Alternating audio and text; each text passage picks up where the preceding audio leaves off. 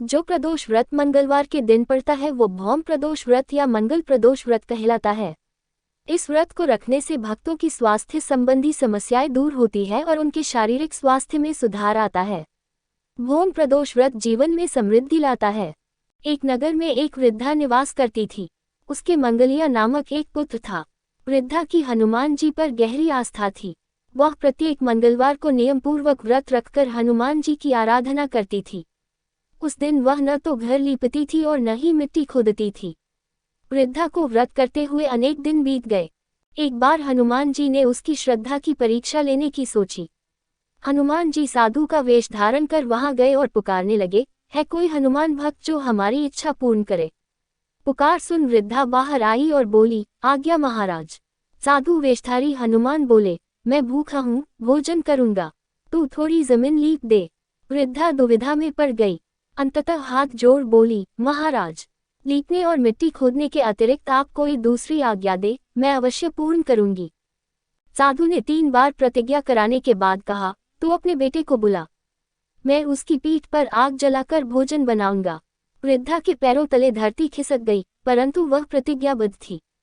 उसने मंगलिया को बुलाकर साधु के सुपुर्द कर दिया। मगर साधु रूपी हनुमान जी ऐसे ही मानने वाले न थे।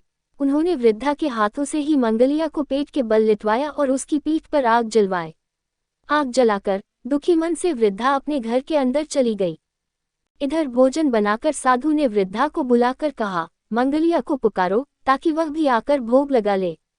इस पर वृद्धा बहते आंसुओं को पोंछकर बोली, उसका नाम लेकर मुझे और कष्ट न पहुंचाओ। लेकिन जब साधु महाराज नहीं माने तो वृद्धा ने मंगलिया को आवाज लगाई। पुकारने की देर थी कि मंगलिया दौड़ा दौड़ा आ पहुंचा। मंगलिया को जीवित देख वृद्धा को सुखद आश्चर्य हुआ। वह साधु के चरणों में गिर पड़ी।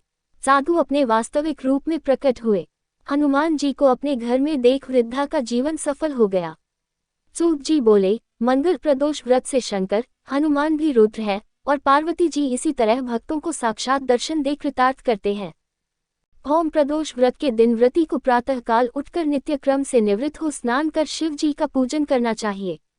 पूरे दिन मन ही मन ऊ नमः शिवाय का जप करें। पूरे दिन निराहार रहें। त्रयोदशी के दिन प्रदोषकाल में यानी सूर्यास्त से 3 घड़ी पूर्व शिव जी का पूजन करना चाहिए। भौम प्रदोष व्रत की पूजा शाम 4:30 बजे से लेकर शाम 7 o'clock बजे के बीच की जाती है। व्रती को चाहिए कि शाम को दोबारा स्नान कर स्वच्छ श्वेत वस्त्र धारण कर लें।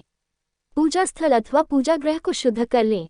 यदि व्रती चाहे तो शिव मंदिर में भी जाकर पूजा कर सकते हैं। 5 रंगों से रंगोली बनाकर मंडप तैयार करें। पूजन की सभी सामग्री एकत्रित कर लें। कलश अथवा लोटे में शुद्ध जल भर लें। कुश के आसन पर बैठकर शिव जी की पूजा विधि विधान से करें। ॐ नमः शिवाय कहते हुए शिव जी को जल अर्पित करें। इसके बाद दोनों हाथ जोड़कर शिव जी का ध्यान करें। ध्यान का स्वरूप करोड़ों चंद्रमा के समान कांतिवान, त्रिनेत्रधारी, मस्तक पर चंद्रमा का आभूषण धारण करने वाले पिंगलवर्ण के जटाजुटधारी, नीले कंठ तथा अनेक रुद्राक्ष मालाओं से सुशोभित, वरदहस्त, त्रिशूलधारी, नागों के कुंडल पहने, व्याघ्र चर्म धारण किए हुए, रत्नजड़ित सिंहासन पर विराजमान शिव जी हमारे सारे कष्टों को दूर कर सुख समृद्धि प्रदान करें। ध्यान के बाद भौम प्रदोष व्रत की कथा सुने अथवा सुनाएं। कथा समाप्ति के बाद हवन सामग्री मिलाकर 11 या 21 या 108 बार ॐ क्ली नमः शिवाय स्वाहा मंत्र से आहुति दें।